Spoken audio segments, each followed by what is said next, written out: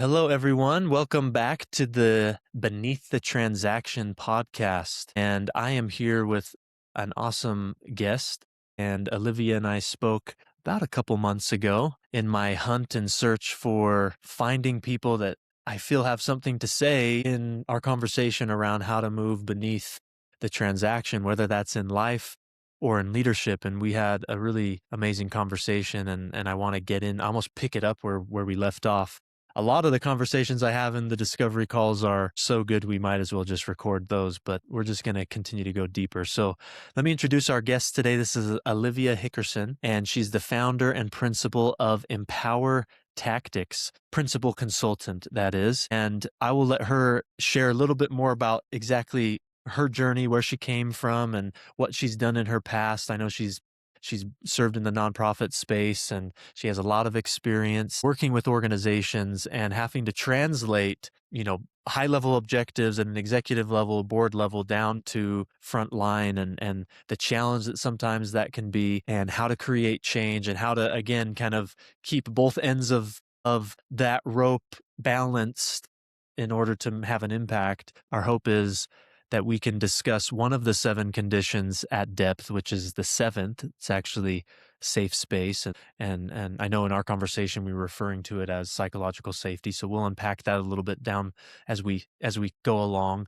But also the big picture is, obviously, I've done a lot of research and work in what really moves the needle and transforms people and organizations beneath the transaction. And this is just an ongoing effort for me to understand how other people have found a way to do that as well. So I'm going to be quiet now for a little while and let you introduce yourself. Please tell us about your background, who you are, what you do, all of that. Yeah, thanks for having me. I started Empower Tactics about 3 years ago almost. It is a consulting practice where I partner with mission-driven organizations to support them in getting their internal infrastructure together. As we all know, nonprofits, it's very mission-driven. Everybody starts one with a passion to solve a problem, but somewhere along the way, systems and structure sometimes don't keep up with the pace of the work that you're doing. Mm. And so my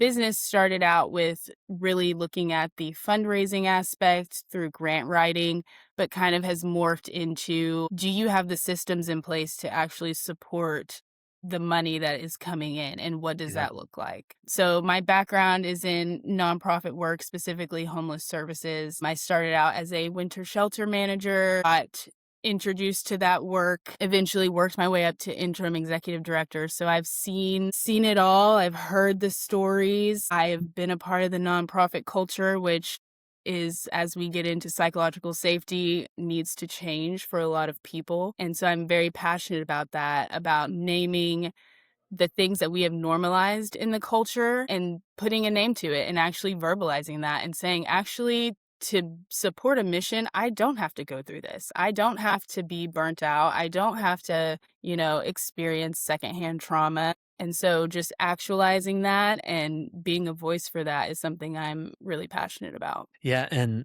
I remember us talking about this because I've been able to work with a lot of nonprofits, especially when I was partnering with this philanthropist. At first, I was really deployed to work with various nonprofits in the community, and I saw this very quickly, and I would see the same thing in education, but I I think it was a little worse in the nonprofit space, and basically the mission behind it. It's people work in the nonprofit space as they do in education because it's personal. Like, they believe in, typically, not everybody, but typically they believe in the mission, and that's why they're Mhm. drawn to it.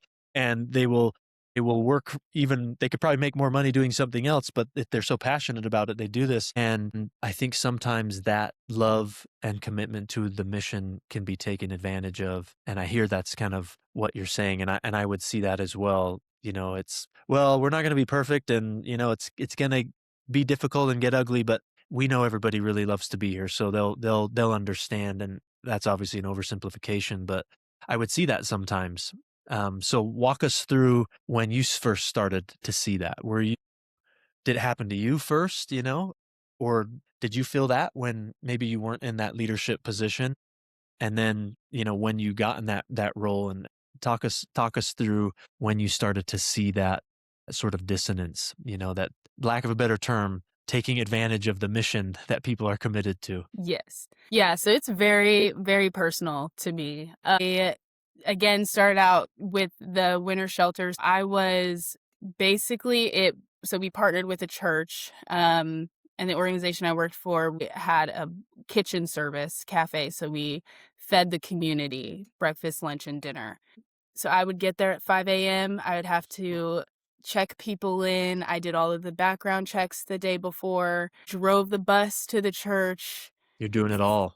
all of it. Stayed with them. Sometimes it was like and I lived about 45 minutes away from my work at that point.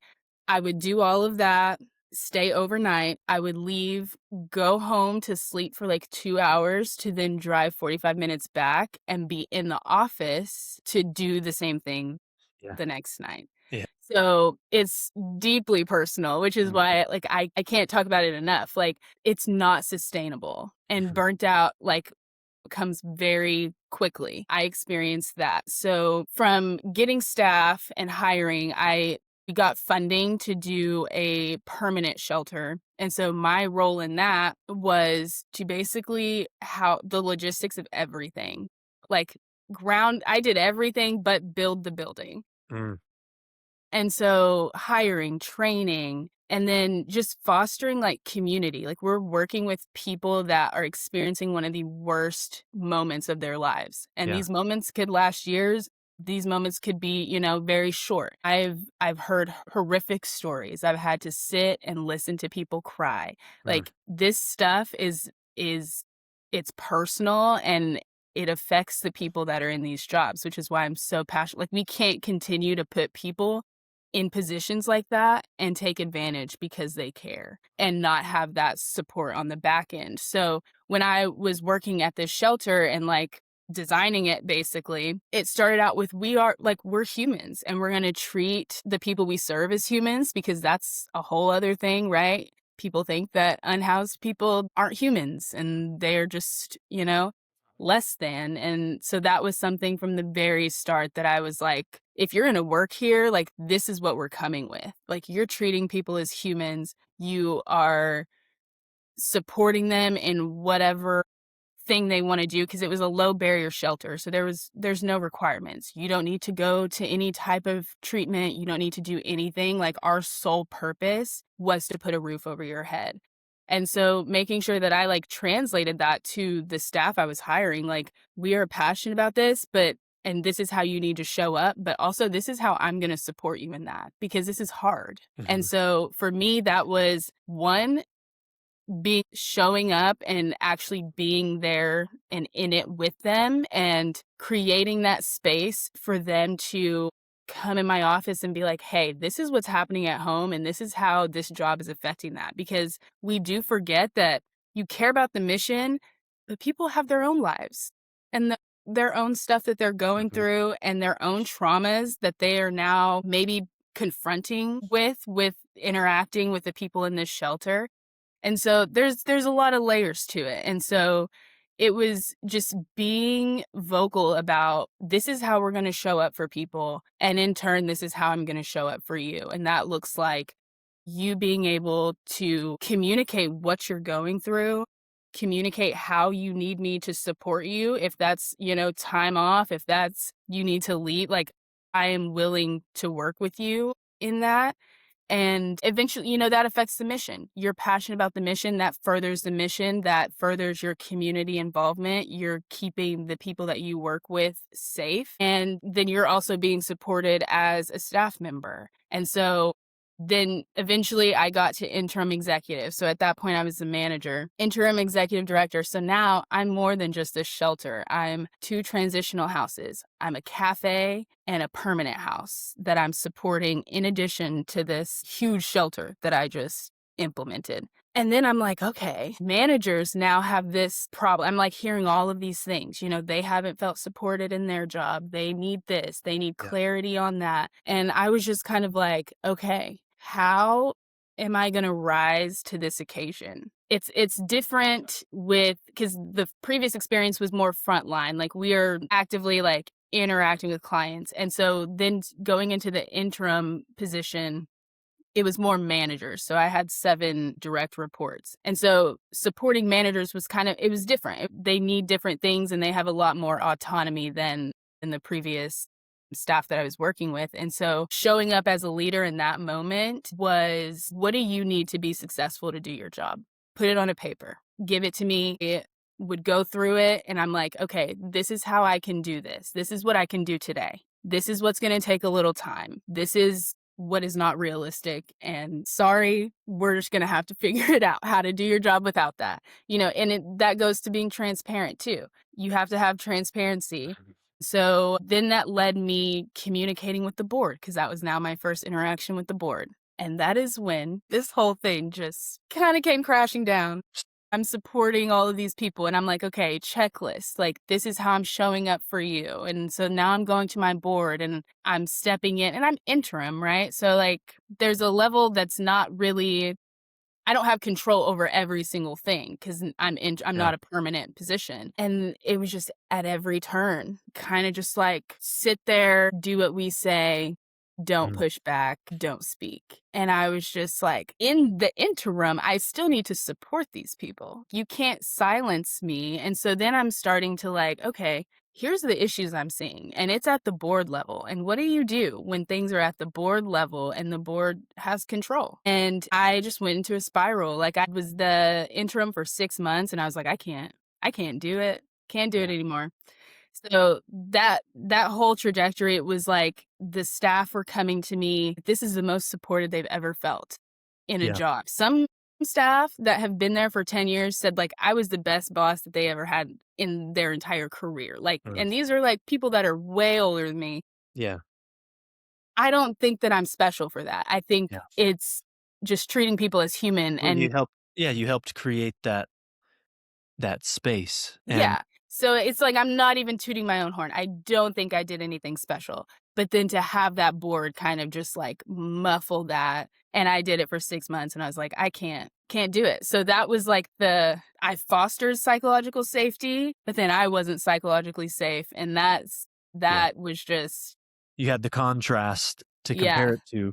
And I will say you did do something special. You were intentional about things that really matter when it comes to creating a strong culture and when it comes to actually creating change. Oftentimes we think about the wrong things when it comes to change. We think about all the transactional things that need to occur, and we have to do X, Y, and Z for this project or this thing to happen, and we forget the fundamentals that are beneath the surface, right? Hence kind of beneath the transaction, that are actually far more important, and what people are going to remember. And I want to get to this contrast that you've described, right? You were Mhm. fostering this with your team, but now you're working with this board, you weren't feeling it. I want to come to that contrast, but I first want to kind of rehash a few things that you Yeah. talked about so that anybody listening, so that we can kind of all be on the same page, and also anyone can relate to this. I do want to say a couple things, right? Like not all jobs are created equal, right? Working in the nonprofit space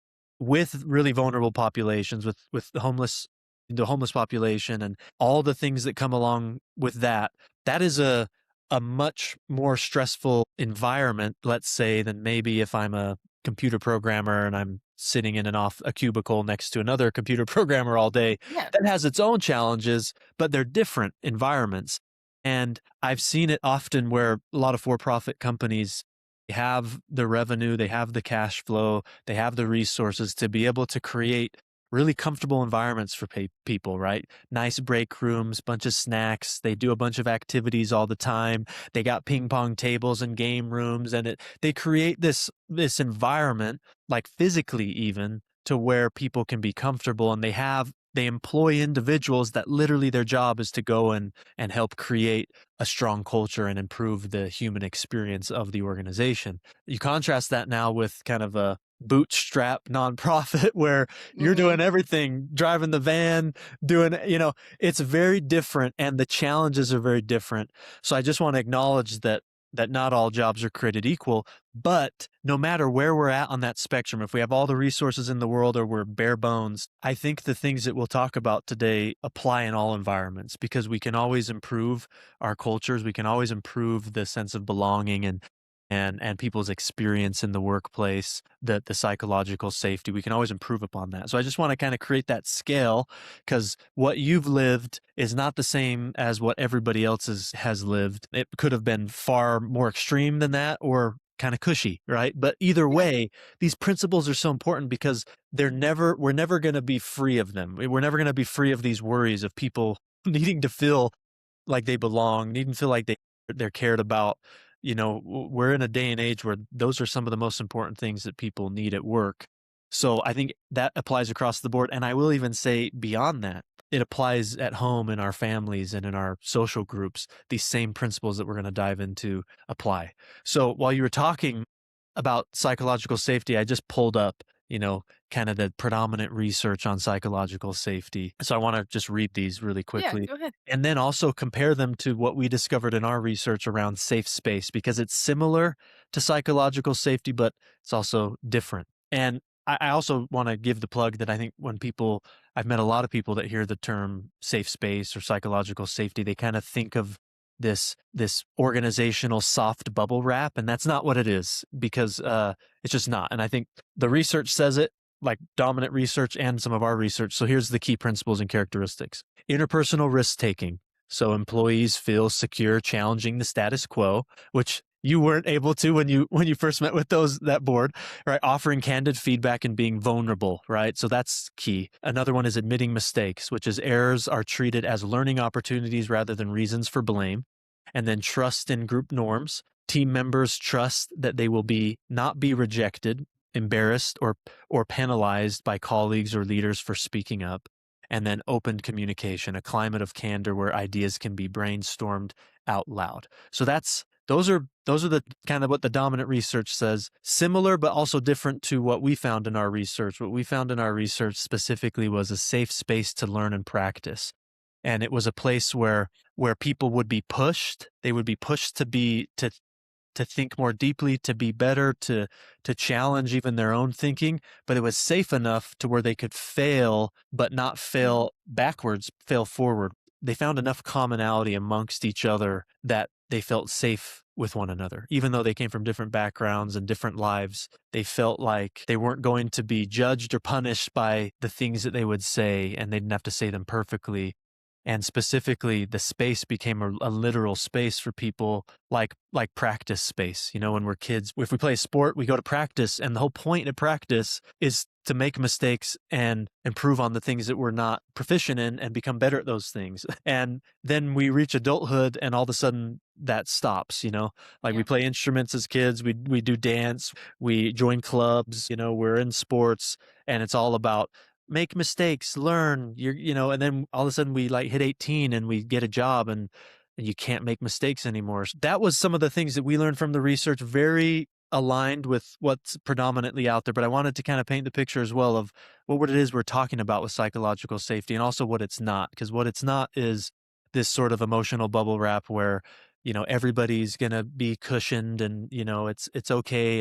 And everything's sort of, butterflies and rainbows, as they say. Like, that's not it. It's Mhm. actually a space where we're supposed to feel like we're moving forward and we can make mistakes and we're pushing ourselves. It's not the opposite. So I just wanted to give that context before we continue, because I want anybody who's listening to be able to relate to this, because we're all, whether it's in our families or the places of work or our friend groups, it's rare that all of those areas we feel completely safe in. I mean, we're going to have Yeah. relationships, work environments, different groups we're a part of where we don't show up feeling completely safe. So now let's go back to your story. You're in this contrast.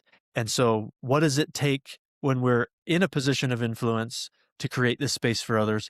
But then what does it take internally when maybe we don't have that same control? How do we work through those moments? Because we can't just say safe space is all upon leaders, and if they don't create one for me, then I'm going to check out and I don't have to work hard and I don't have to try, because that's not it either. We still have to enact ourselves. We don't want to push off responsibility to other people when we still have the power to do something. Mhm. So pick up your story where we left off. And I sorry to interrupt. I just wanted to No, you're good. frame things because I feel like it's going to add more texture to what you're sharing. Yeah. So, yes, to everything that you said. I think just a brief comment on that. Like, safe space doesn't mean you're never going to be uncomfortable. And I think there's a difference there. Like, to be challenged, you do have to exit that comfort zone. And that's not always going to feel nice, but that also doesn't mean that you're unsafe. So, but yes, to get back to my story, so and I kind of just put words to this, not words, but kind of like a flow or a strategy to this. Yeah. But in that moment, the first thing I do, and I do this really with everything in my life, I'm probably a little too self-aware, if you even can be. But I think having some self-awareness and really trying to take a step back from the emotion side of it, because emotions were high, right? Mhm. Like, I mean, that's with anything. I'm passionate about this mission. I probably, if this event didn't happen and the board wasn't the way it was, like, I would probably still be at that organization today. Very passionate about the mission and the people that were there. But I had to be realistic in what can I control in that Yeah. moment. So I have a board that's kind of muffling me. They're like, don't say this, don't say that. Yeah, transparency wasn't really a high priority. So I'm like, okay, what kind of agency do I have in this? Because I do have some, right? Like I am creating this environment for other people. So I can make some decisions here. Mm.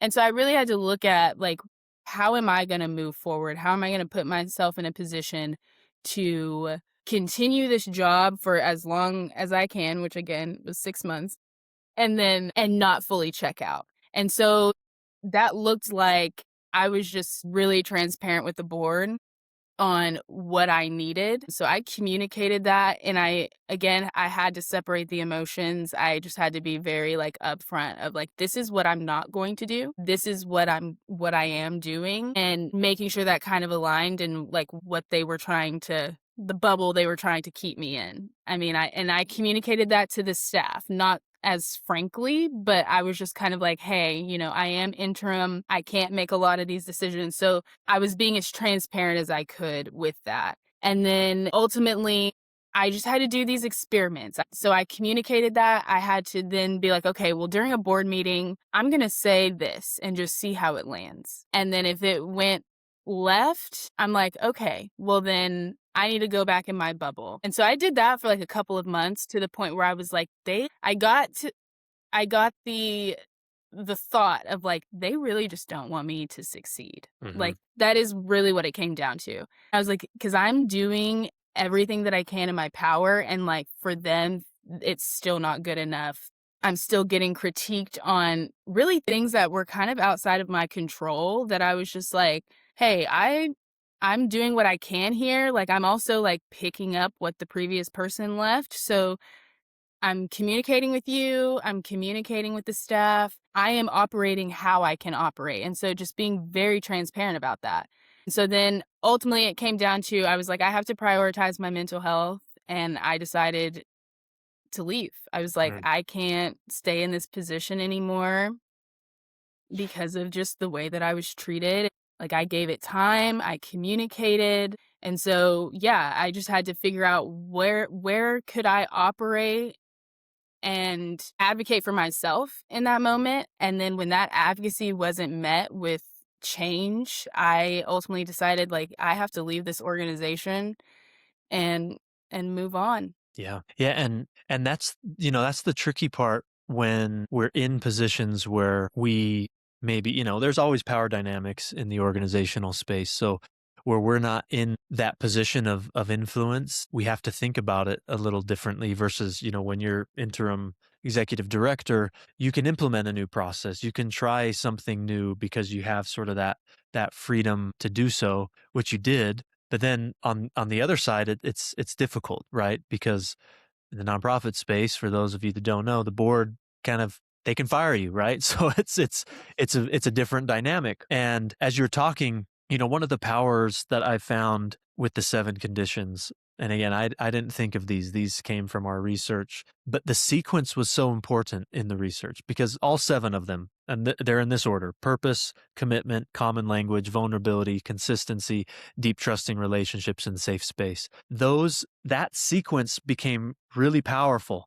The condition themselves are nothing new. I mean, people talk about purpose all the time, commitment, common language, consistency, safe space. Like they're their own thought, they're their own worlds of thought in and of Mhm. themselves. The power of the research was the sequence of them, the order, and the intentionality behind them. Like that's really what we found was the most powerful thing. But putting those 7, out on a board right now, safe space was the last one. It was like what was created when people started with purpose, when they had a deep sense of commitment, when they had a common language. And a common language is, how do we talk about things when they're very difficult and when they're going really well? In fact, as a consultant, I could go into an organization and I could tell a lot about their culture based on how people spoke. How did they talk about things when it was really difficult? How did they talk about things when they were celebrating?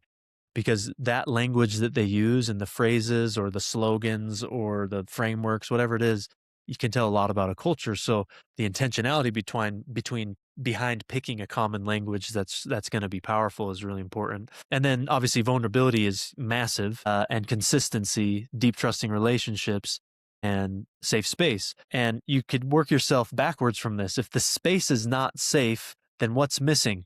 There's not deep and trusting relationships. Mhm. And how do we build those? Through consistent effort, right? And consistent effort in doing what? And then the crux, the middle condition of the 7 is vulnerability, because vulnerability always was a turning point in all of our observations, interviews, and work that we were doing. Vulnerability was a massive turning point for people, because every time on the other side of vulnerability, there's something transformational.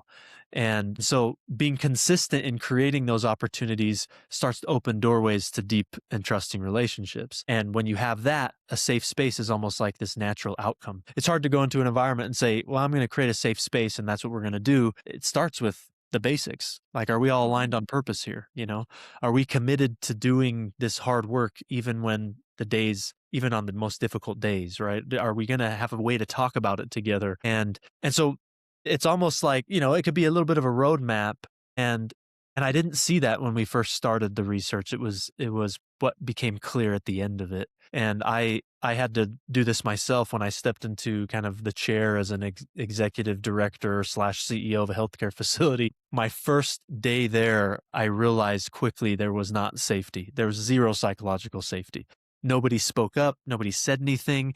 Everybody kind of worked in silos. Daily standing meetings in healthcare are really important. And of 8 to 9 department heads that are supposed to be there, like 2 were there, and nobody shared information. I mean, it was pretty clear. And as I met with department heads, some of them, hated coming in to work every day. I mean, some of them would get teary eyed on their way to work because it was just not safe. And I knew that I couldn't start with just waving a wand and fixing that. I had to start like by backtracking almost those 7 Mhm. conditions. But now you're saying, what if we're in this environment where people have sort of the power over you, let's say? It could be incredibly difficult. So I'll ask you now a question that may be a tough one, but if you could go back and imagine yourself in that first meeting where you felt unsafe with the board, um, what would you do differently, or would you do anything differently, given what you've learned, over the last couple of years and your experience? What would you do differently to try to create that space even amongst that group? How could you be in a position of influence, even though maybe organizationally you weren't, hierarchy, you weren't above them organizationally on the chart, but Mhm. what could you do differently going back? Because there's probably a lot of people that maybe feel trapped like you did. What can we do? Yeah, so, I mean, just thinking about that right now, I've actually never thought of it that way, or, like, I've always, had these thoughts of, like, could I have done anything differently with, like, staff or, like, anything like that, but with them, I think the missing piece was it was very transactional. They needed someone in this position, and, I mean, I interviewed, but no one else interviewed, so, like, I don't know who else they were gonna go with. I wanted the job, I was passionate about the job, and so I I skipped some steps because I thought we had purpose and I thought we had a commitment, and I just thought I was gonna jump in there and be a part of this group that really wanted to see this organization thrive, that they thought that I could help that thrive. And so I definitely would go back and maybe be more intentional about meeting with them and Mm, building those relationships with them outside of board meetings and just meetings about organizational stuff. yeah. That was probably the missing piece. I mean, it's a piece. I think how they treated me was still not good. Sure. 100%. 100%. But so there was some stuff on their end that probably shouldn't have been done, and, they could have made an effort too, but just from the seat that I sat in, maybe initiating those relationships, um, may have made a difference. No one knows, but that is one thing that I wasn't intentional about doing. Yeah. There's working with leaders for so many years at kind of that C-suite level. A lot of them, if they weren't running a nonprofit and they were a business owner or what have you, a lot of them were on boards. And it was so hard to help these leaders see themselves as part of the problem. Now, Mhm. there was some that were just really amazing leaders for sure. Some are still like top 5 leaders that I've ever been associated with because they were just so self-aware and they were just incredible. But a lot of them, it's not like they were bad people. They were so used to managing and kind of directing. They kind of lived in this lens and they would never admit this, right? It would take Mhm. several weeks and months of working with them to see this. They would never say this, but this was the lens, right? Like, well, if these people or these things would change, then everything would be better, right? And it's so easy to see the world that way. And these leaders, to kind of just, I don't know these people that you're talking about, but I've seen it time and time again where we see the world through this lens of how can others be the first to change, Like, and my job as a leader is to help these other people change. Like Mhm. that's nobody would admit that, but that's kind of the lens. And it would take a while, but one of our key principles that we would talk about in this institute that we were running, which kind of became this sort of petri dish for all the research, was accountability. And we flipped accountability on its head, where most people think of accountability and they think like, well, I got to hold everybody accountable, right? We flipped it on its head by saying, look, accountability is being the first to change. And when you are the first to change, it creates a ripple effect. And then others start to think that way too. And then when you have an organization that's thinking that first, like, how can I be the first to change today at work? You start to create a really amazing culture, a safe culture, and people are open and they're honest and they're vulnerable. But that move of being the first to change is incredibly difficult. It's even more difficult when we would call this deep accountability. It's connected to the second condition of commitment, right? Of being committed to being the first to change, even when you have every reason not to, right? That's when it's even harder. But what a profound impact that it can have when a leader chooses to do that. When anybody really chooses to do that, I think it creates a ripple effect that is like this sort of power that expands beyond us. And you can probably think of examples in your life where somebody was the first to change, even when they didn't have to, and it meant the world to you. It changed you. And in fact, can you think? Is anybody coming to mind right now when you're thinking of leaders or coaches or people in your life that they helped you change, but it wasn't because they're like, hey, Olivia, you need to change. It was they changed first and they did something differently or they thought differently and it had this profound impact on you. Can you think of anybody that did that? Yeah, actually, and it's a little personal. It's actually my husband, just in the way that we met, and, I come from a house where we weren't that warm. It was Mm, kinda just like, "Go on about your day," and so I had a lot of walls and was very guarded, and he comes from a family that if you're going to the other room, they say, "I love you," and I'm yeah. like, "What are we doing?" Just the other room, like, what Nobody's is dying. happening right now? And so it took a minute, like our relationship early on, it kind of like we were kind of hitting this wall because again, like I'm not used to one expressing that, but really receiving it. And so his consistency in that and like really showing me like, okay, you can just show love just for the sake of it. it doesn't have to be transactional. I would say, like, my childhood was very like, love was transactional. It was Mm, like, "You do this, and I'll tell you I love you because you did mm. something that I wanted." And so, yeah, just his, like, relaxed love, I think, has just, like, made me a softie a little bit. And even there, maybe by your upbringing, you'll see that as soft, but I would say that actually now with that quality puts you in a position of power. Even in, I mean, I'm just gonna paint a very Yeah. abstract picture, right? Because context matters. I'm gonna kind of ignore context for a second just to kind of illustrate the point. But what you just said of kind of choosing to love without any, people call it unconditionally. I don't know if that's a thing because it's a choice. Love is always a choice. It's not just Yeah. something that is going to be there. I mean, we have to choose it even every day with our family and our kids. Like I can go through the motions with my kids very easily, or I can make it meaningful and choose to love them and express, it's a choice. But even putting, again, context matters. So I don't want you to be bothered by this analogy or this example. But that feeling that you have of choosing that, if you were to put that into the environment with this board that you had, it might have encouraged you to maybe have different conversations with them, or like you had mentioned, say, hey, can we go grab lunch? Or Mhm. hey, asking questions that we would have never thought to ask before, because it can become almost a superpower, not a soft point in you, but like it's part of actually what makes you a really strong leader, right? Not a soft one. And that's where I Yeah. think there's the paradox there is when we start talking about love or things of that nature, we think they're soft, but I think that they're actually a really strong part of who we become. And choosing to change first, it's so hard because we feel like if I change, then I'm going to let that person off the hook.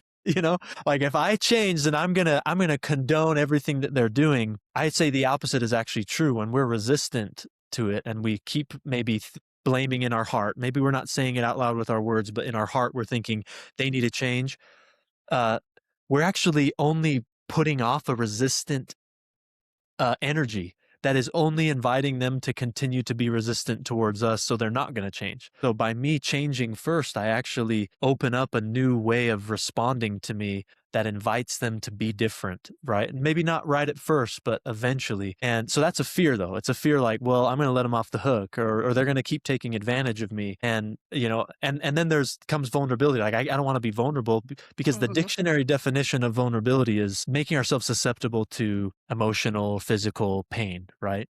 But the truth of the matter is you were already in that pain to them. You were already in this sort of emotional pain from how they were. So you being vulnerable might have actually really turned the dial. And um, one of the best examples, and I've shared this story a lot. So listeners, if you've listened to other episodes and if you read my book, this is a really anchor story in my book. But when I first realized this lesson of being the first to change, even when you have every reason not to, I didn't understand it yet. I understand it now as an adult, but when I first saw this in action, I was a young kid. I must have been, I don't know, 11, 12 years old. And my dad, he worked at Ross Dress for Less, like most of my childhood. He was a manager there, and he's an immigrant, from the Philippines, and that has to do with the story. And one day my mom, I was running errands with her and she dropped me off at Ross. My dad knew I was there and I was just going to wait for him and go home with him. And my mom had to run other errands. So I'm in Ross and I'm sitting in like a bench on the inside of the store just by all the registers. And again, my dad knows I'm there and he's like, hey, I got to wrap up some things and then we'll go. And so he goes to the back where the offices are and I'm just waiting. The door's open. A very upset woman comes barging through the door, just irate, holding something in her hand like she wants a return or a refund or whatever. She goes to the front desk. There's people all around and she guy's drawing all this attention, right? People all around. And she demands to speak to a manager. So naturally, they get on the intercom or whatever it is and say, my dad's name is Bong, Bong. They're like, Bong, will you come down, to the front desk or what have you? So he starts, if you've been to Ross, they either have that one big aisle down the middle or like two big ones, right? This one had the one Mhm. big aisle down the middle. So he like walks around, starts walking down. And I remember looking at her, and as soon as she saw him, she kind of like threw her head back and rolled her eyes. And as he approaches, and he starts to speak to her. Now, he has a pretty thick accent, but he still speaks great English. As he starts to speak, she immediately just says, no, I want to speak to somebody that speaks English. And now I'm like getting so upset. Like, who does this person think she is, right? Like I had never witnessed anybody really treat my dad this way as a boy. This was like my first exposure to this, and I was so upset. And of course, he kind of laughs it off and he keeps talking, and she realizes there's no one else. So she just dives into just all of her frustrations, and he's trying to resolve this with a big smile on his face. And she gets so upset that she does something that just I'll never forget. And it's the first time that I felt hatred. Like, I was so mad. She gets her finger and she puts it right in his face, and she says, why don't you just go back to where you came from? And I knew she wasn't talking about go back to the office. Right. I mean, I knew my dad was different, and I knew what she meant by that. And I was so upset. I started to stand up, my fists clenched, and I wanted to charge her. Like, I didn't know what I was going to do, but I just wanted to Yeah. charge at her. And my dad looks over at me and he gives me this look like a father does, like, it's going to be okay, son, don't worry. So I don't do anything. I just stay seated, but I'm like holding back tears, and I watch him, de-escalate this, and he solves her need, and she's still upset, but she leaves. And I was so upset by that moment, but I was more upset by what happened after this, because right as she left, my dad was walking over to me and he just said, hey, son, I'm going to go grab my things and we'll go. He acted like nothing happened, but I was more upset because the whole front of this store, customers and other employees, went back to life like normal. Nobody said anything to him, my dad. Nobody went out and I thought somebody should have went out in that parking lot and told that woman told her off. Like, nobody did anything. Right. They just went back to normal life. And that bothered me so much. And so I'm frustrated, fuming. He finally gets his stuff. He comes to Chris, let's go. And we're walking in the parking lot, and I'm thinking, okay, we're alone now. Maybe he's going to finally tell me how he really feels, because I wanted to tell him how I felt. He says nothing. We get in the car. We're driving home. It's still silence. I can't take it anymore. I just explode.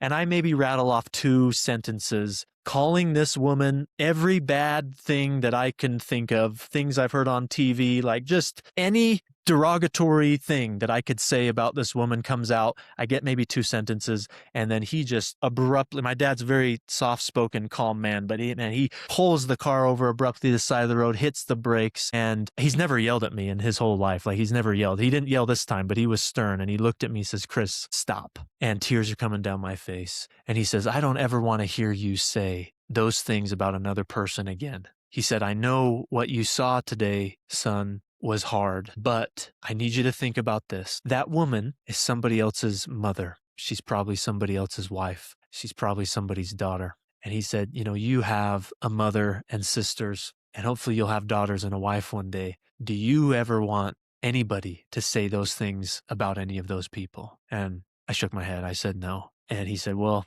again, I'm sorry, Chris, but people are going to do what they want, and the most that we can do is love them. And then he got back on the road and we drove home.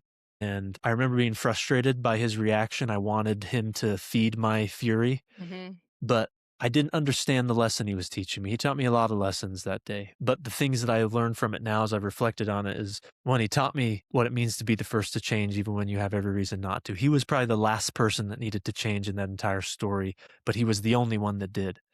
And he created accountability where he could. He was not in a position to hold that woman accountable. That probably would have just made the situation worse. He wasn't in the position to hold all these onlookers accountable, but he was in a position to help me understand something. And he did hold me accountable, but only after he demonstrated what it meant to change first. And so that lesson has stuck with me. And I've seen him respond in kind to similar situations throughout my whole life. And I think that's a valuable lesson in creating a safe space, is we have to be the first to change. And sometimes it's still hard, even when we're in a position of influence, like you doing what you did for your team. You say that you didn't do anything magic. I disagree. I think that you were very intentional. And I think that a lot of leaders can learn from what you did, because a lot of leaders are terrible at that. So you did something really special in doing that. But even on the contrast where you're now not in the position of leadership or power, what can we even do in those moments to be the first to change? And it still might result in what you did. You might have to leave and it's not the place to be. but maybe it could change everything. So I'm rambling a little bit too much, and we only have a few minutes left. So I'd love to get some of your final thoughts on the conversation of in your work that you're doing now, professionally, or even in your personal life. Like, what are key lessons that you want to leave with us, with anybody listening, that help us move beneath the transaction into things that really matter? Because that's what changes relationships. That's what makes cultures worth working in. That's what makes communities better. It's not the handshakes and all the transactional things we do on the surface. Those things are going to happen and they have to. Mhm. But what are the things beneath the surface that lead us to transformation? What's your final advice for us? Yeah. I just one, thank you for sharing that story. I just think we have to look, and it kind of goes back to your vulnerability. I really loved that it's in the middle because it's the pivotal point. And when you just kind of think about it objectively, it is because anytime anyone is vulnerable, you get a human connection. And Mm, because we all have emotions and we all, whether we've been through similar things or very different things, we know we've experienced the similar emotions. And so we can understand and relate to that. And so having vulnerability be that pivotal point is on the other side of that, you get to connect to humanity. And I think with the story that you just told about your dad, like connecting to the humanity and realizing that not everybody's emotions determines who they are as a person, mm, and kind of separating that and really just going back to that human point, which is why, I think psychological safety is so important. We have to remember that people are humans in these jobs and in these roles, and they're going through their own thing, but how do you support them to do the job is just it's very important. It's you have to create that space, you have to be intentional about it. It's small behaviors that change over time. I think people think of culture, you have to have these like large frameworks, and you have to have this top down authority and all of this stuff, and you don't. You need to realize what you have agency over and what you don't, and then communicate that. But then leaders that are in those positions to change and to make decisions have to be self-aware, have to be vulnerable, have to be transparent, accountable, all the things, right? And that all of it fosters the safe space that you in your studies. So yeah, I really love this conversation. I love the stuff that you shared as well, and I just think, yeah, we have to remember we're all humans and we're all living life for the first time. yeah. And how do you support people doing that? Yeah, and I like that you brought up vulnerability again, because the turning point for me today with you was when you shared just that brief example about your upbringing, your husband's, and kind of what he did for you. You know, it opened the door a little bit to humanity, and that was a turning point for me. And it you didn't have to answer my question, you did, and I'm grateful for it. But that's for anybody listening, I think asking questions that sort of pierce the surface so that we can break through into the transformational soil, we'll say. Sometimes a really intentional question can do that. Oftentimes when I'm with groups of leaders, I know that they all show up with their masks on, and so I say, "Hey, look, before we begin today, I think it would be helpful if we get to know each other, but not like, hey, what do you do? What's your favorite color? Here's a question. Who's someone in your life that's had an influence on you and why?" And I found a question like that doesn't always have to be that question. It can be another type of question, but you get people to open up, right? You get them to Mhm. share something that they would have never shared before, and that puts them mentally in a different state, and then the person that hears it in a different state. And I found that that's not going to wait. That's not a magic trick or bullet or wand to all of a sudden making a safe space, but it starts something, and it Right. now creates the doorway to a different conversation and a different feeling in the room. So I appreciate you answering that question and sharing what you shared, because it made a difference for me today. So, well, we keep talking, but we're at the top of the hour, so we'll wrap up. I appreciate everything that you've shared and the conversation. I'll open it up one last time if there's anything else that is on your mind, or anything else that you want to share in closing. No, I just think, I mean, we all have to do the work. It's intentional. It is beneath the transaction, and you just have to be willing to step out and do it. So, thank you for having me. No, thanks for joining, and I wish you well in your work, and I hope we can keep a conversation going. You're exactly right that we hold the power to step out and do something different today. So I hope anybody that's been listening, whether it's personal life, professional life, that we have the ability to have some kind of an impact today. It might be large, might be small, but we can do something different to move beneath the transaction. Thank you so much for listening. For those of you that tuned in, and Olivia, again, thank you so much for your time. Until next time, thank you. Thank you.